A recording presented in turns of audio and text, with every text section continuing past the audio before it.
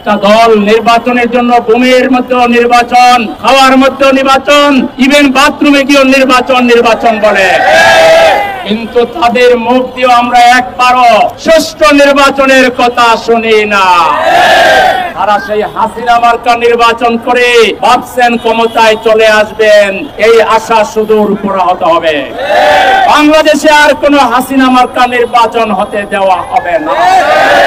আওয়ামী লীগ যেরকম ভোট ছাড়া মনে করেছিল তারাই ক্ষমতায়, আমাদের দেশের কেউ কেউ মনে করে আমরা বড় দল, ভোট ছাড়া আমাদেরকেই দিয়ে দেন।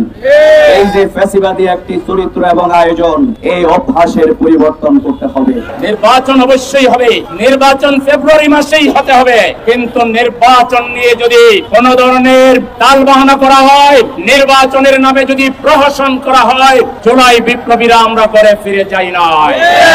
প্রয়োজনে জুলাই বিপ্লবীরা আমরা রাস্তায় নামবো, আমরা ওগুলোকে আইনি ভিত্তি দিয়ে লেভেল প্লেইং ফিল্ড নিশ্চিত করে আমরা নির্বাচনে যাব। পালাবার কারো কোনো রাস্তা নাই।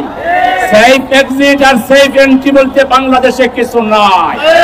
বাংলাদেশিরা সারা দুনিয়ায় আছে, যারাই তাবেদার, যারাই ভারতের দালালি করবে, দুনিয়ার যেখানে যাবে সেখানেই প্রতিরোধ করা হবে।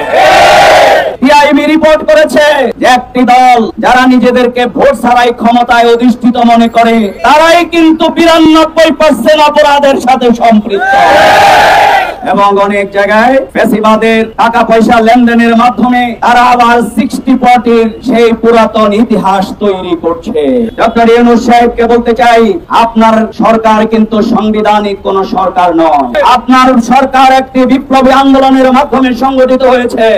সুতরাং তাকে যদি আইনি ভিত্তি দিয়ে আপনার সরকারের নাম যদি আপনি রাখতে ব্যর্থ হন, তাহলে আপনাদেরকে এদেশের মানুষ ক্ষমা করবে না। সবার আগে কিন্তু বিচার শুরু হবে এই সরকারে যারা আছেন তাদের। কিন্তু আপনারা কার ইশারায় শুধুমাত্র একটি ঘোষণাপত্র পড়ে আপনারা বলছেন আগামী সরকার সেটি করবে। শাহাবুদ্দিনের সরকার থেকে শিক্ষা গ্রহণ করুন। ক্ষমতায় আসে তারা আর কিন্তু অন্য কাউকে চেনে না। সুতরাং এই সরকারকে অবশ্যই জুলাই সনদের ভিত্তি, আইনি ভিত্তি দেওয়ার মাধ্যমে অবাধ, সুষ্ঠু, নিরপেক্ষ নির্বাচনের পরিবেশ তৈরি করতে হবে।